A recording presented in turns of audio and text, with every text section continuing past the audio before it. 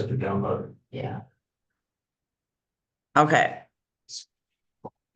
Whether it should be recording sound on Zoom, so you still have the sound.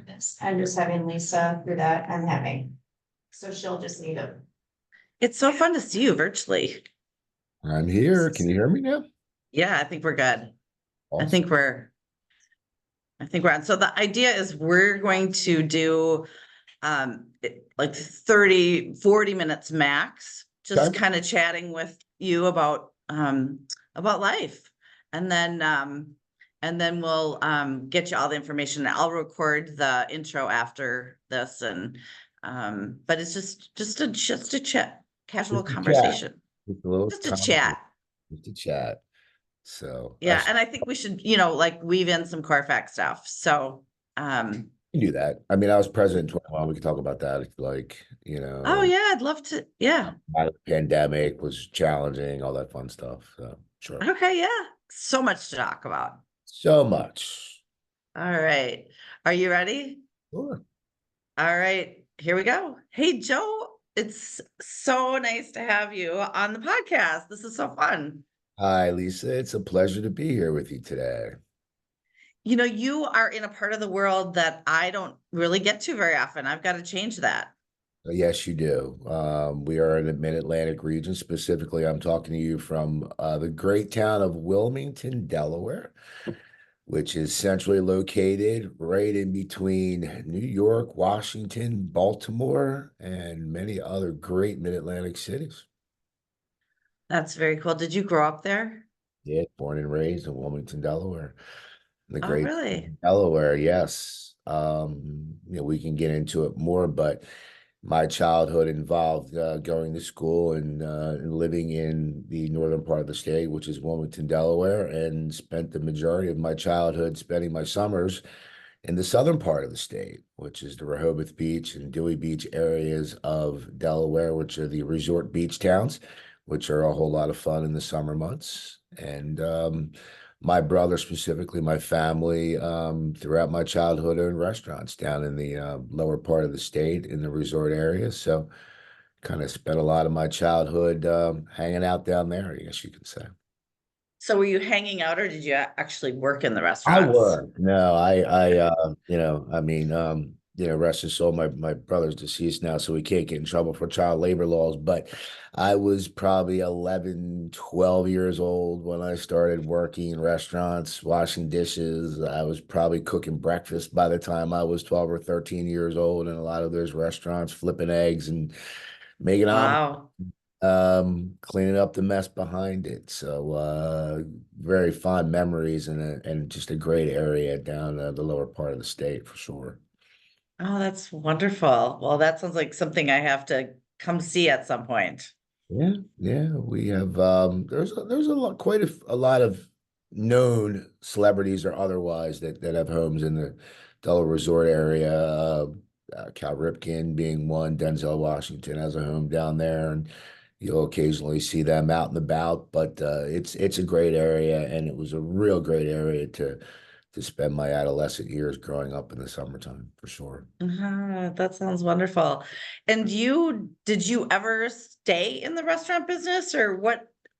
How did your path go I would from say washing that dishes to real estate? I did. So as I was in the restaurant business most of my my teen years. I worked in restaurants. Again, he won't get in trouble for this at this point, but I started bartending at my brother's restaurant when I was 17 years old, which yes was illegal, but that was a time in a different place. And I don't know, there may be a handful of your listeners that may know of a very famous bar called the Starboard Restaurant, which was in Dewey Beach, Delaware, and my brother was the owner proprietor of that restaurant from. I'm going to date myself here, and we're the same age, so I better be careful. But in 83, when I was in high school, I think through 1987. Okay. He was the proprietor of that restaurant, and like I said, I was spinning records, and they were actually records then, not digital, and bartending at an early age, and again, it lets a lot of great memories and great friends made Yeah. Yeah, most of which you can't talk about, maybe. Yeah, I would say there's some that probably need to be yeah, kept quiet for the time being, Good but thing there wasn't social media then. I say that often, indeed. Yes, yes, absolutely. But just a great town. Again, I don't know if any of your listeners are aware of the town, but if you're not, if you're passing through, it's not a secret anymore. It was maybe a little bit of a sleepy area, when I was a child, but no longer. It's a huge growth area in our state right now, and it's a very popular retirement for baby boomers right now. And the population's increasing substantially, as is the traffic, but kind of goes hand in hand down there. So yeah, great area of the state to visit. That's awesome. All right, so you were the DJ extraordinaire, I and you were was, yeah. flipping bottles and filling. Flipping bottles and spinning vinyl. Yeah, absolutely. Absolutely. I mean, you kind of peaked the Yeah. 80s. Well, and then, when I went on to college at the great school of the University of Delaware in Newark, I was fortunate enough to have accumulated enough friends down at the beach that they allowed me to bartend in another iconic restaurant or bar, not even restaurant, dare I say restaurant, called the Stone Balloon in Newark, Delaware. And it was great. It started in the late 70s and just probably went through the mid 90s, maybe close to 2000. Iconic bands. I mean, Bruce Springsteen, Pat Benatar, you name it. Just amazing bands that have come through. I grew up in that era. There was a great band called the Hooters out of the Philadelphia area, which we're on bass from. That we used to follow, and just a great Philly music scene. And it was a great club right there on Main Street in Newark, Delaware. Great memories there too. Again, some that probably we can't talk about here today, but again, very fond and good times back in the day for sure.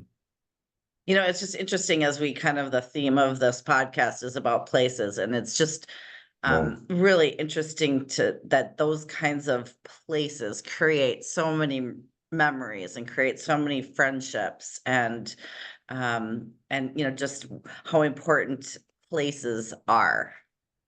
Yeah, yeah, absolutely. And again, it was the biggest part of my childhood was the hospitality and the socializing within those jobs that I had throughout my early years for sure.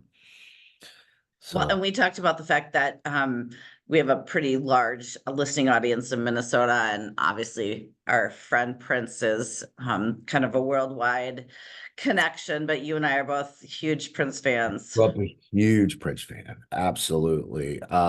Exposed to him at a very early age. My cousins were musicians, so as most of your listeners know, I mean, he was just a phenomenal musician, talent. Played every instrument, produced, recorded, wrote his own music. I mean, basically went in the studio and came out with the finished product, and obviously very appreciated by musicians, worldwide. And, was kind of brought to my attention at an early age. And I just fell in love with the music and the talent, and, just, became a huge fan at an early, I mean, even before, the 80s boom, the late 70s, I Want to Be Your Lover, and Do Me Baby, and all that great old late Yeah. 70s, early 80s stuff that just really started, the whole thing. And then of course Purple Rain, which was just epic, and then put him on the map.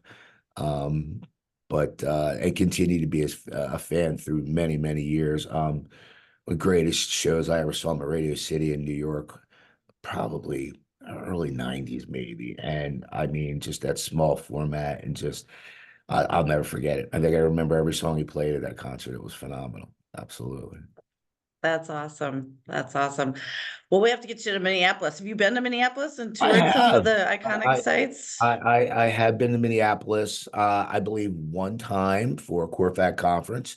And I will, I did not get to Paisley Park. I really wished I had saved time. It is on my bucket list for sure. Hopefully they're still maintaining it, and it's still, is as great as I hear it is. But I did go to the club that they filmed Purple Rain in First Avenue. first time, and had Yeah. a picture taken in front of it. So yeah, Oh, that's awesome. I did go there. I was We there. got to get you back here. Would love to. So, Absolutely. so did you end up then after college, excuse me, working in the restaurant business, or So what I was your? actually did. So yeah, so I spent a wonderful 5+ years at the University of Delaware trying to figure out what I wanted to be when I grew up. Changed majors a few times. Took a lot of classes in marketing, but ended up switching over to business. And as I mentioned during that time, I was working in restaurants. My brother had always been an entrepreneur. Ups and downs of an entrepreneur, but still had restaurants and bars through those years into my early 20s. When I first, oops, sorry about that. When I first got into the business, we owned a restaurant in Wilmington at the time, and it's called Dorian's. And we were doing pretty well, and I was looking at potentially investing maybe in some multifamily properties and things. It seemed like a good situation for me. So I ended up getting my real estate license at the time. And began just doing some investing, I should say. Really? And it's good and bad. I mean, there's some more stories there too that we can probably talk about, maybe on round two, but Yeah. which eventually evolved into, we ended up selling the restaurant.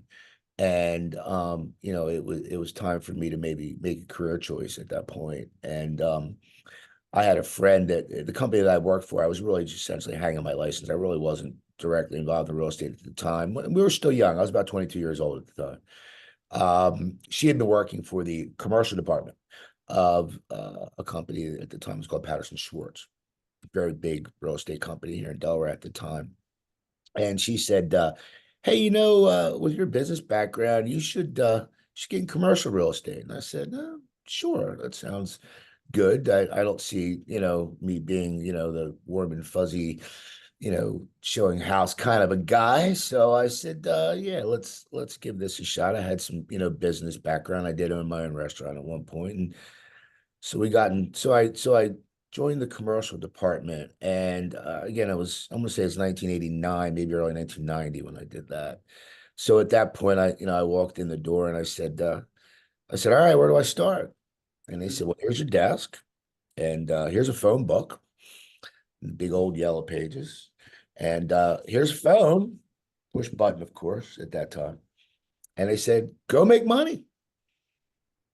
Uh, okay. How do I do that? Call people you know. Okay. I'll call people I know. I don't even believe we had a computer quite yet. Maybe it was just on the verge of computers at that point in time, I think. Or just Mhm. up online. Because I remember, having to print flyers, from the copy machine. But Right. the people that I started calling, I mean, I grew up in restaurants. So I started talking to restaurant people, and hey, you need space, where you want to go. And what happened next was the majority of them were like, "We do not need space. We need to get out of what we're in now." So Really? and how do we do that? And they're like, "I don't know, sell my restaurant." I'm like, how do I do that? So I went to RTP and I said, "They want me to sell restaurants." And they all said, "Well, how do we do that?" I said, "I don't know." So we found a course and took a couple crash courses in it and started selling restaurants. And that evolved into real estate. And what it did was, when I would sell a restaurant, or a business, because it eventually evolved into that, I'd have to do a lease transfer, and I have to work with landlords. So I'd have to reach out to landlords, and I'd have to, and I would, just do my very best job, and be a good broker, and got to develop some rapport with landlords that, eventually evolved into me getting into retail real estate and leasing shopping centers and pad sites, and you know, and to this day, I still sell restaurants, and it is 35 years later. And in fact, I have two or three people that now work, with me for me that that do it as well. I probably have 20 restaurants listed right now. Now, Wow. Now the not business and the real estate, or sometimes a the little of real each? estate, but often just the assets. Yeah. Okay. It would involve a purchase, an asset sale, and transfer of a lease, and occasional on more often than not, it's not real estate, but there are, maybe 30% of the time the real estate's involved as well. Now again, we're talking about, I operate in the state of Delaware and then surrounding counties in Pennsylvania and Maryland. So I also mentioned to you that I've been doing this for 35 years. So, my name is kind of known out there, and you know, so we don't really specialize as much in Delaware as you might in a larger market. I mean, our trade area is 1 million people, which is to a lot of people are listening, or, that's nothing, of course. But also Delaware is a very business friendly state. There's a lot of out of state corporation work. There's a lot of out of state bank work here in Delaware. So it's quite a business hub. So, throughout, and just, being a trusted broker, a trusted advisor in this market, I do a lot of retail work as well, but, it eventually evolved into doing a lot of logistic work as well, and industrial work and things of that thing. I mean, I'm currently an SIOR, became an SIOR a handful of years ago, because a lot of my business did shift to the industrial side as well. Now, again, there's very little that I can't do, again, being in this tertiary market and being a trusted advisor and a 35-year broker. So, you'll see, my listings are anything from, like I mentioned, from a restaurant to, 100,000 square foot industrial space. It's very diversified here. So Well, and a couple of years ago, you made a big switch. I did. Talk to me about that. So as I mentioned earlier in our discussion, I went to work for a company called Patterson Schwartz. And that would have been in 1989, 1990, early 1990. Went to work for their commercial department, which was, the Patterson Schwartz commercial. And in 1991, we became independent and became Patterson Woods. So that was 1991. I spent the next 30 years of my career with Patterson Woods Commercial Properties. I was a minority partner. A lot of other things, a lot of great, business, great terms, great partners, great work. But in 2022, I was faced with a decision. There was some succession going on within the company. It was an opportunity for me to take a step back and kind of look at my career and see where I was and where I wanted to be.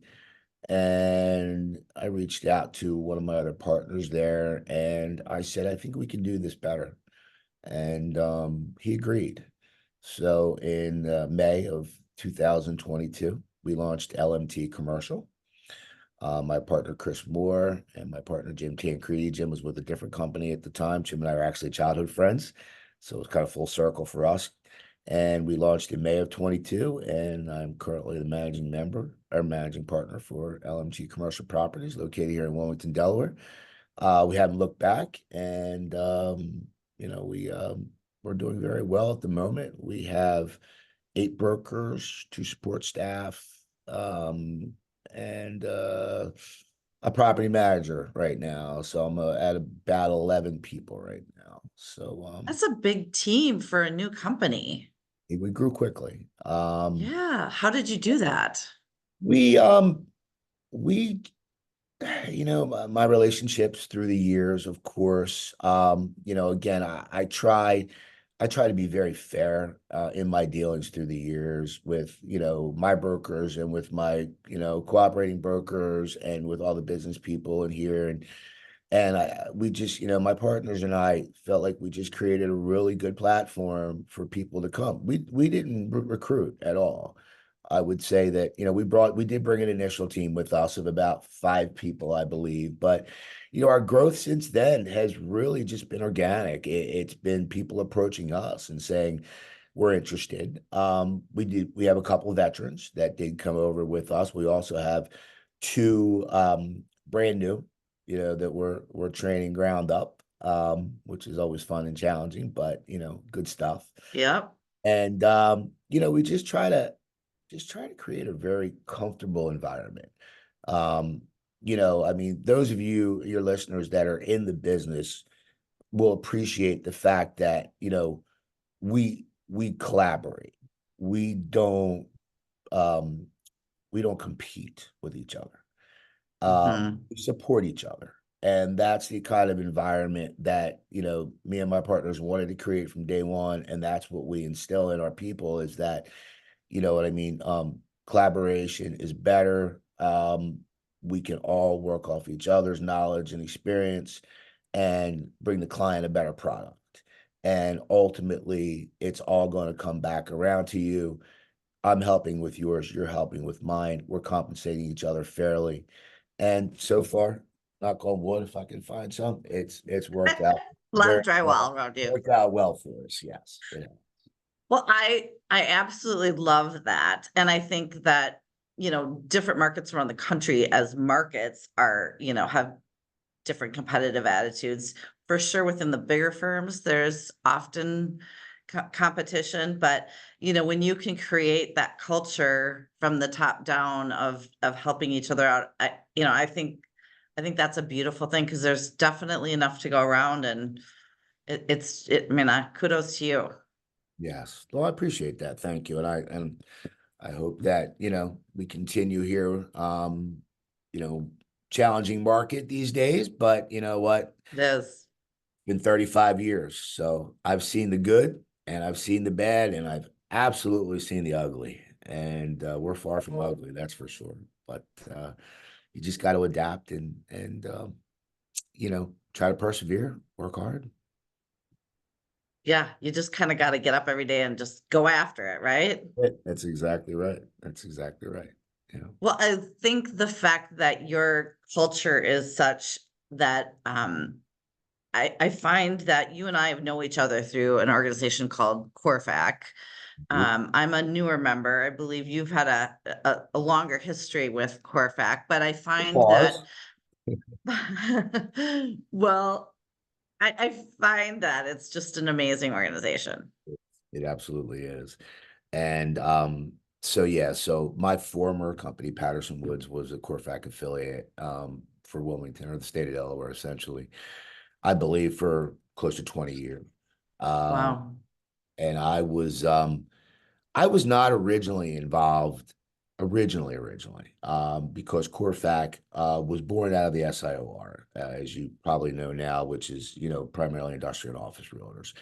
And, going back to my early roots, I was more of a retail broker. So I remember, oftentimes my principals at that time saying, there's nothing in CORFAC for you. There's nothing in CORFAC for you. But we had a great executive director, since retired prior to Jonathan, named Tom Bennett.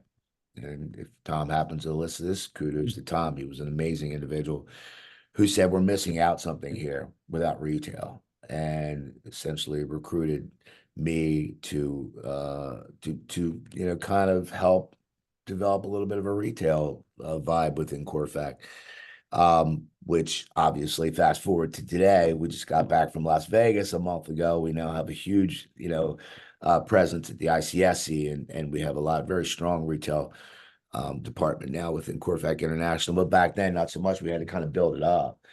And I got involved with CORFAC, really enjoyed the people, really enjoyed the organization. I got involved with their affiliation and development, started recruiting offices to help grow the network. I really enjoyed the travel, enjoyed meeting the people, enjoyed talking about CORFAC.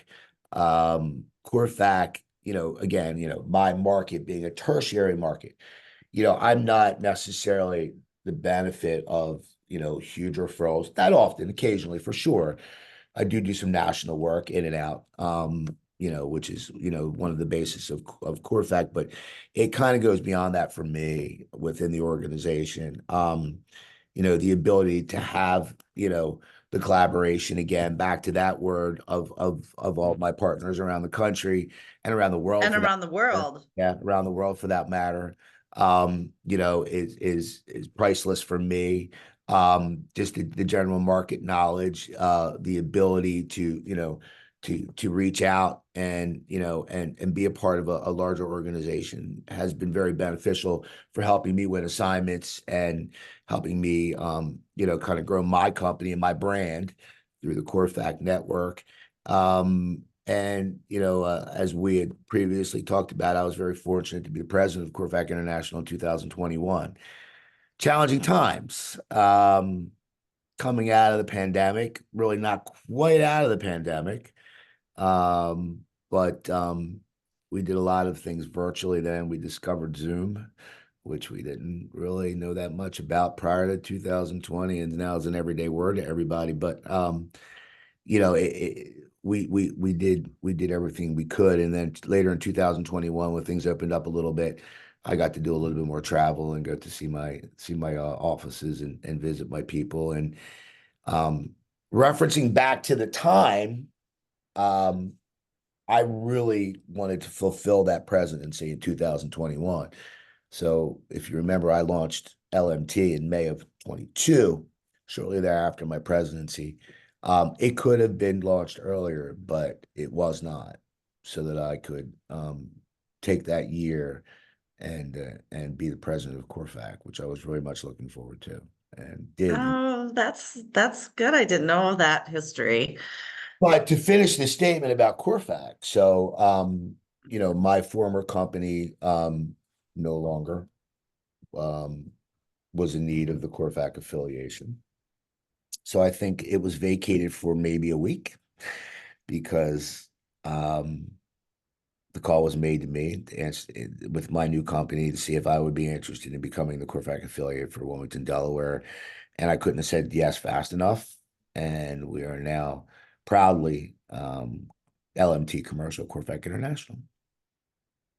I am also very proud to be a part of CORFAC and to have partners all over the world and to have got to know you. And I can't believe how many like-minded principals there are in our organization. And I feel like there isn't a question that we don't have the answer to within our network, and to work with other principals all over the world, and really know that if we were to refer some business or to go into another market with one of our clients, that we would have that expertise in that market is really, I think it's different than any other organization that's out there in commercial real estate. No, indeed. I mean, the professionals that I've met there have helped me grow my business substantially. Like I said, if you kind of go back, started selling restaurants in 1989, 1990, and, now I'm doing, cross-border, mega industrial deals here in 2024. We've come a long way, but CORFAC's been a huge part of that and helping me grow my business and give me the exposure that I need and the resources that I need to continue to grow my business. Where do you think, this is kind of putting you on the spot, but where do you think brokerage is going to go from here? I mean, I think that kind of the way that services and information is delivered has changed so much since you and I started with, books of paper listings and Oh, yeah. no computers, to all the technology that you can't even embrace everything that's all the options that are out to you. And then I just think these larger players now are owning real estate versus, when I started in the business, which is the same time you did, it was a lot of local owners, especially in our market. And that's just changed so much. Has that changed in your market? And what do you see the future? Yeah, I mean, looking like? depending upon referencing that the owners are there are a lot more institutional owners now than we've ever seen. Corporations or individuals that have grown large companies here.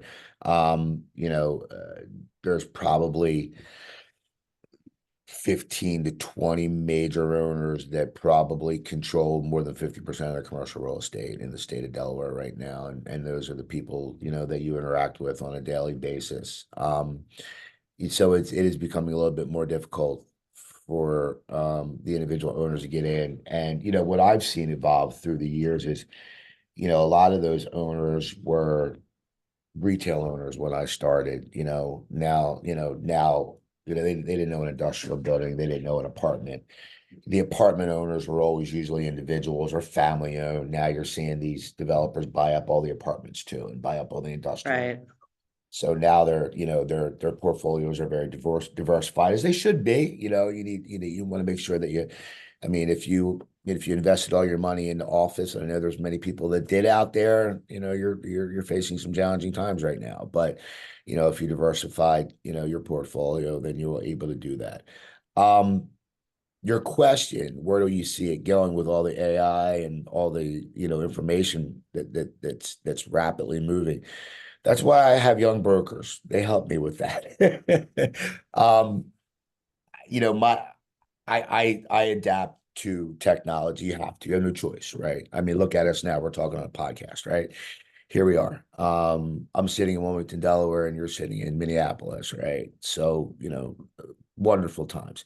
AI, we'll see where that goes. I mean, it's wonderful in some cases. It's scary in others. I think if we can control it, it can be a very useful tool. Controlling it being the key word here going forward. I embrace technology. I adapt to it as best I can. I try not to follow, like we've seen a lot of things that we're going to change our world that fizzled out so quickly, right? Right. So, like you have to have this. Okay. Yeah.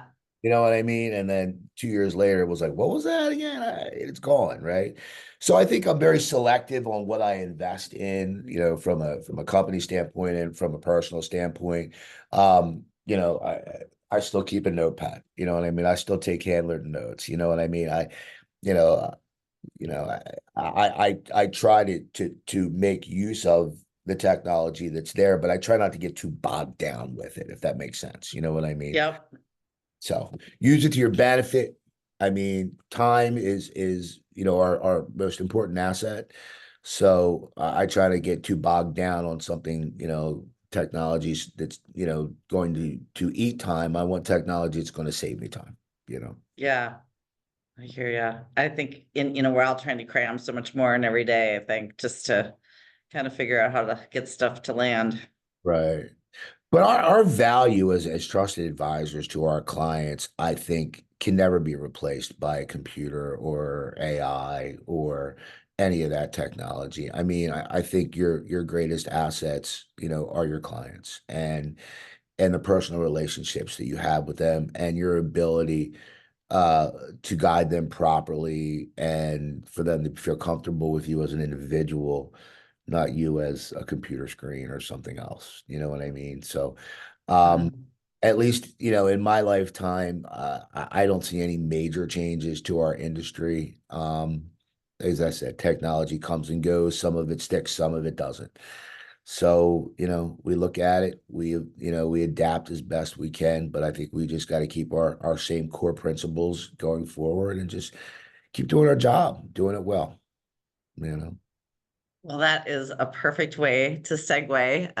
But I would love to continue this conversation again and see where things go in the next couple of years. I think there's a lot of factors influencing our business and the relationships that I have with you and other CORFAC members have just been invaluable to me to help me be the best broker I can be too. So it's so good to know you.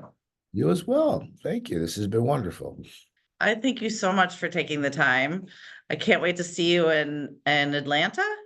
See you in Atlanta in September. Absolutely. All right. Thanks, Joe. All right. Thank you. Okay, I'm going to stop the recording if I'm smart enough to be able to do that. Okay. All right.